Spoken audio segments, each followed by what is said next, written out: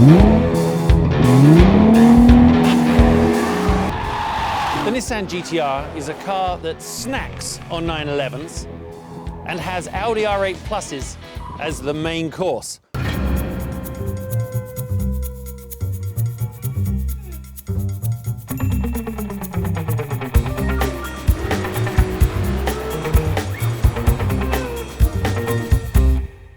Behind me is the car that is the cult that is the Nissan GT-R.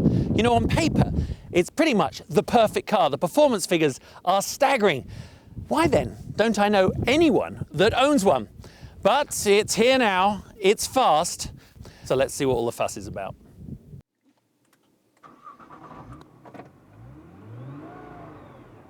So as I'm heading out onto the racetrack here in the GT-R, remember the car comes absolutely loaded with electronics. But one of the criticisms that I've heard and maybe I've adopted about the GT-R is that maybe the computers are driving and not the driver. So with that in mind, I'm going to obviously turn off everything I can, turn that to racing mode, suspension to racing mode, that was the diff to racing mode, the suspension to racing mode, and traction controlled to racing mode. All right, so that means I now have the ability to do launch control, which is cool. So left foot on the brake, right foot on the gas. 4 and a bit thousand revs.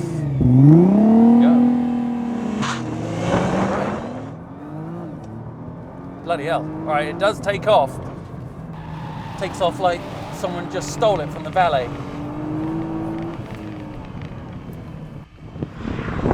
But one of my intentions of driving the GT-R today was, it really is almost the #1 talked about car on any blog and forum, and you guys always compare every car MotorTrend tests to the GT-R, but it's kind of its own animal. Over $100,000 means you expect something that is of rock star status. Do you get it? It's got 545 horsepower, 463 foot-pounds of torque, so it's got the ponies under there. But what everyone talks about is how it delivers that. It has a 6-speed dual clutch, which I think is a little behind some of the other elite super sports cars. But, I mean, it's not slow, it's just not seamless. When you go into the corners, there's this lurch of understeer, lurch of push that is a little debilitating at first until you find the happy balance, the happy medium. You actually have to get a little bit old school on how she drives.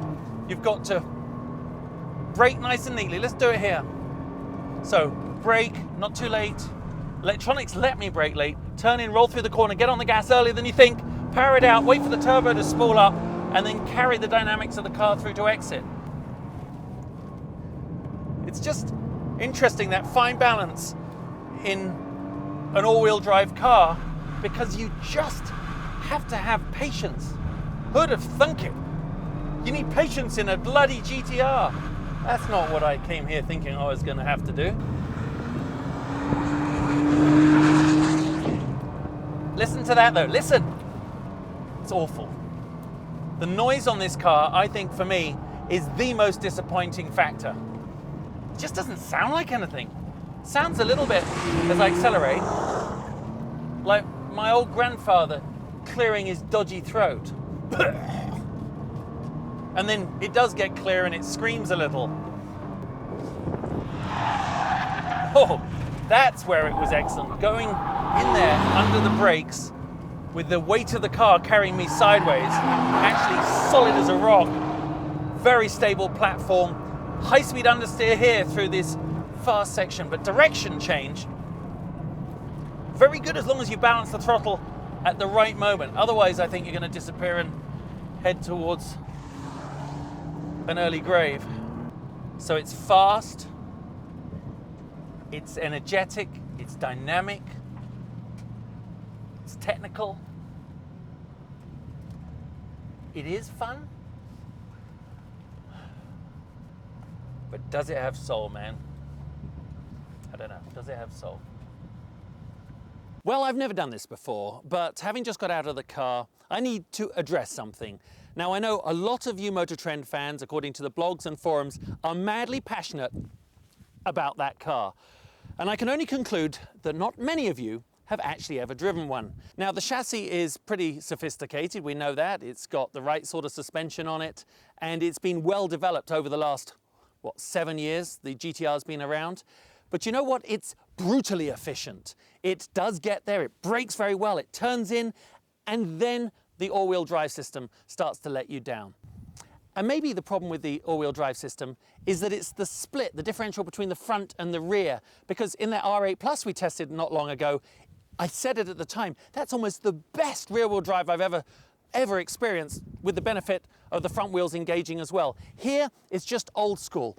Dollops of understeer, wait, little bit of grip, power on oversteer. Maybe on the street, it's extraordinary because in that confined urban environment or on the freeway, you'd feel like a god. But on a racetrack, it's just not so impressive. But I do want to take something back I said in my drive earlier, and that is the gearbox. As I did a number of laps, I started to get more familiar with it, and it certainly uses that 6-speed gearbox to its best effect. That is a big plus. So did I have fun? I did actually have a tremendous amount of fun. As much as I thought I would, actually not.